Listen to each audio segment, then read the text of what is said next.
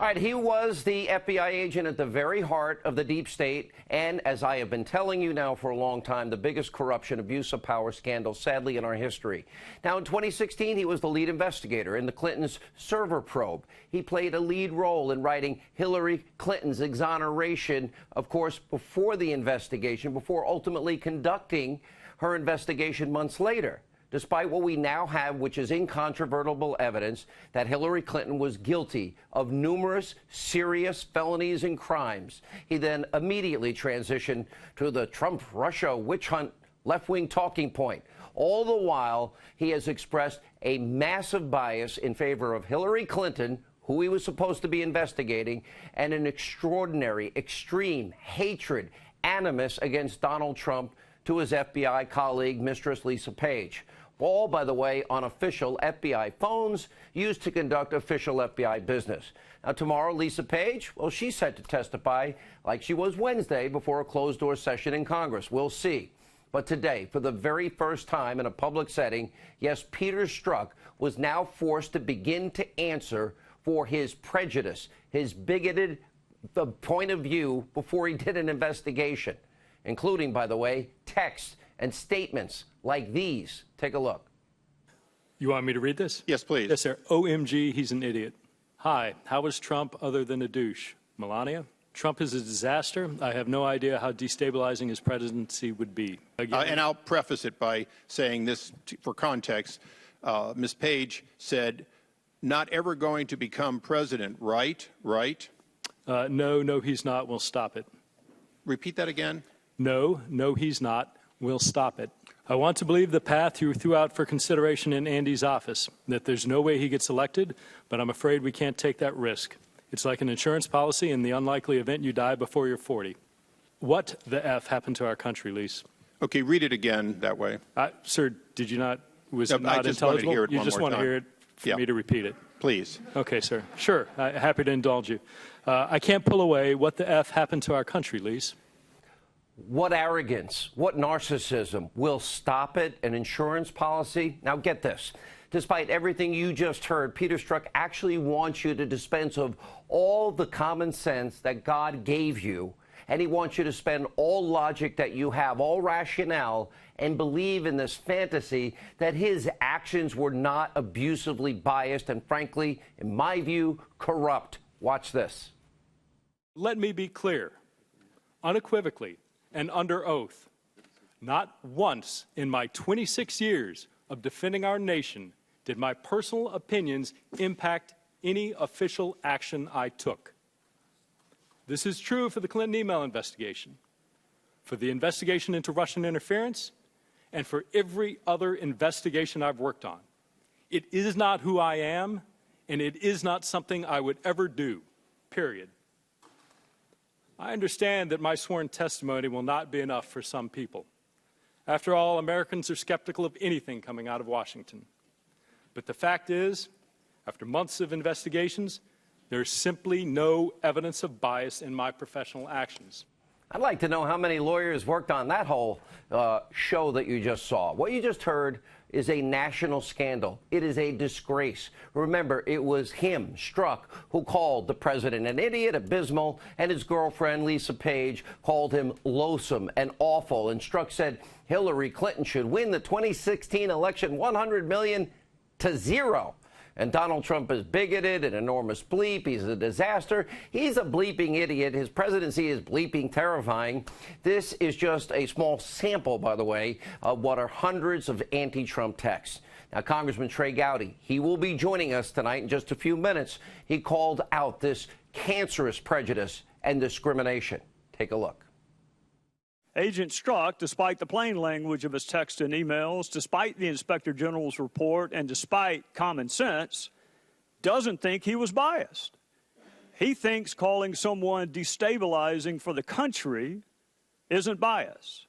He thinks promising to protect the country from someone he hasn't even begun to investigate isn't bias. He has a different set of rules for others that he's investigating. Agent Strzok thinks saying someone he is allegedly investigating should be elected president 100 million to 0 before he ever interviews her. He doesn't think that's bias. Agent Strzok thinks pronouncing someone innocent before bothering to interview more than 30 different witnesses isn't bias. If we don't get this right, we will lose this country. And of course, Peter Strzok's animus, his hatred towards Donald Trump, it didn't stop with just the president himself. No, it also extended to Trump voters. You know, we, the people, all of us that are irredeemable, deplorables, you know, we Americans that actually believe in God and our Bibles and our religion and believe in the Second Amendment. Take a look at this.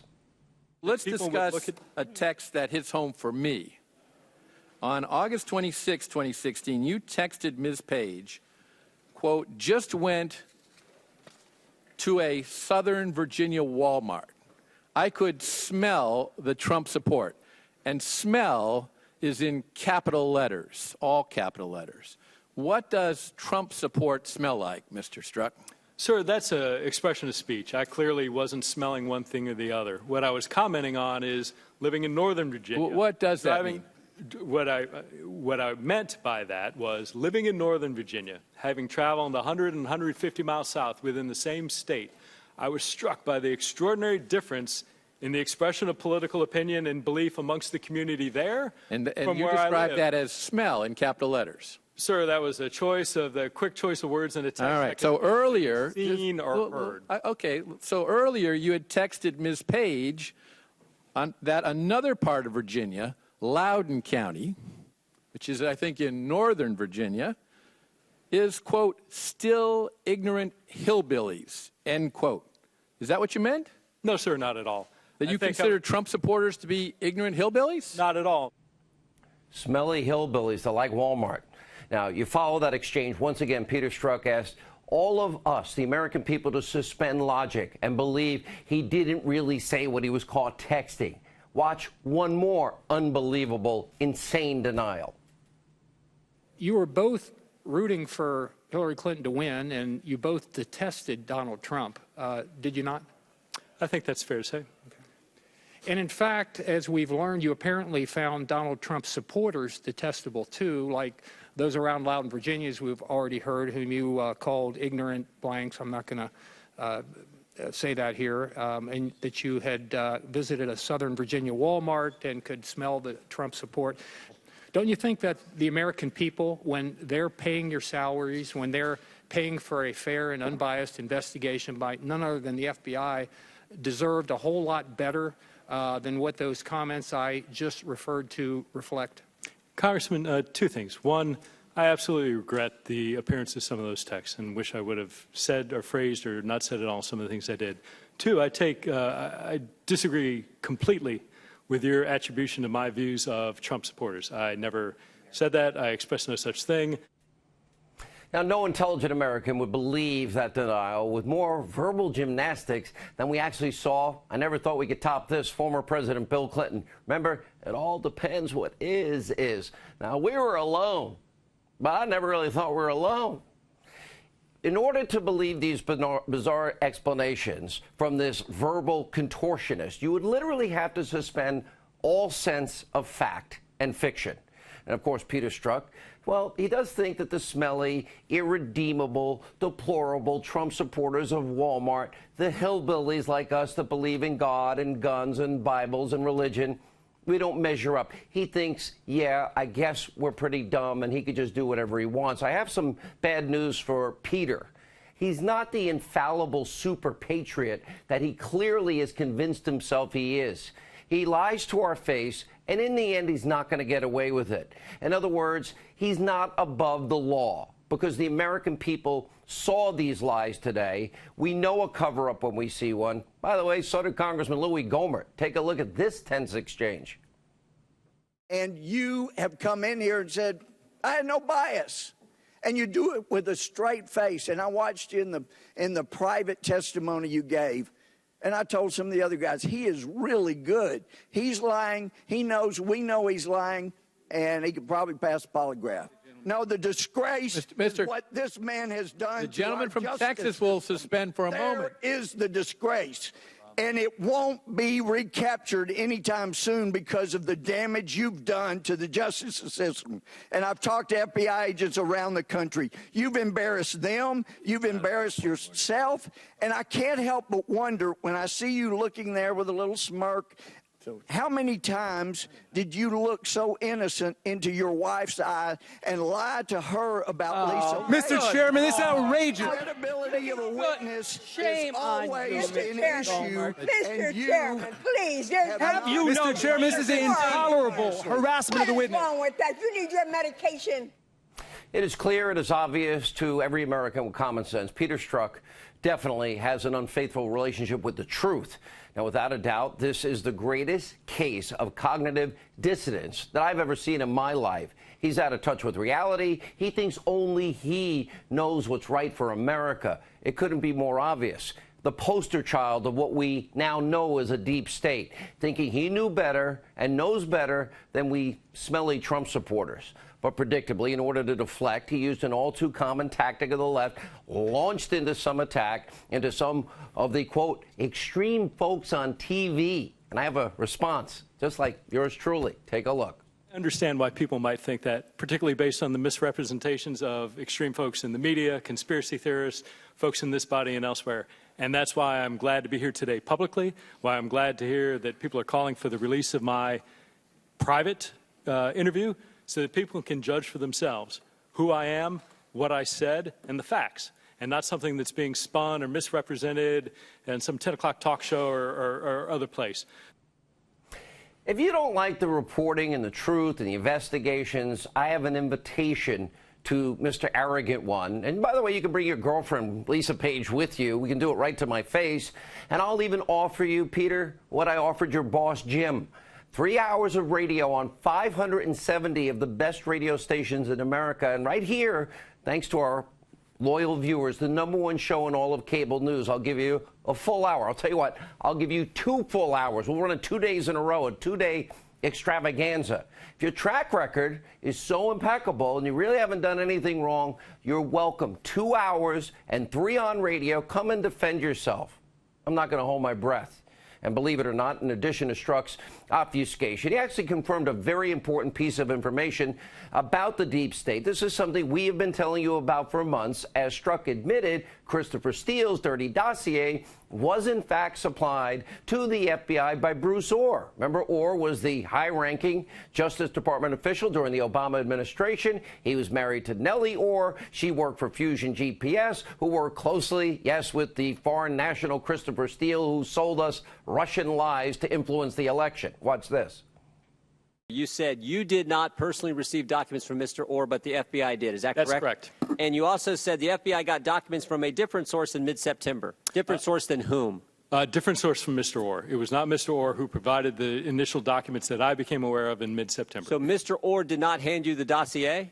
Mr. Orr didn't hand me anything. Mr. FBI. Orr provided information to the FBI that included material that is what everybody's calling the dossier. Reporting from Mr. Steele. Say that again. Say that sentence again. Mr. Orr provided what? He provided some elements of reporting that my understanding is originated from Mr. Steele. So Bruce Orr did give the FBI information relative to the dossier? Yes. Bought and paid for, foreign national put together, Russian lies to influence the election. A perfect example of the deep state working together to use a piece of what Clinton paid for, the Russian lies, all to impact and influence an election, a presidential election. This is a massive abuse of power scandal. Everything we have been saying is right. We're going to have a lot more on this all throughout the show. But first, I want to end our monologue tonight with a message directly to Peter Strzok. Just so you know, I love law enforcement, Peter. My mom worked as a prison guard for about 25 years of her life. She worked more 16-hour shifts than I could ever add up or recall. My father, a family court officer. Many relatives who worked in law enforcement, including the NYPD. 2 who made it to the tippy top that worked for that organization that I have so much respect for, the FBI. They were revered in my family. Now, today you told the American people not to believe your own words, their clear meaning. You tried to cover up your bias. You took no ownership of your terrible and despicable actions. Mr. Strzok, you are not the 99.9% of law enforcement in this country that serve and protect us. Nor was your girlfriend Lisa, nor was your boss Jim, or Deputy FBI Director McCabe. What you are is a partisan political hack, and you abuse the trust and the power that we, the smelly people of the United States that like Walmart, gave to you. The people that work hard every single day, contribute to the society, make it better, play by the rules, pay their taxes, use their salary, obey the laws, get taxed into oblivion by corrupt government. The people who struggle to make ends meet, the ones that you have shown nothing but contempt and hatred for, and the ones you think you're superior to. And if your chosen candidate, your beloved Hillary, had won, none of this corruption would have come to light. Now the deep state, your days are numbered.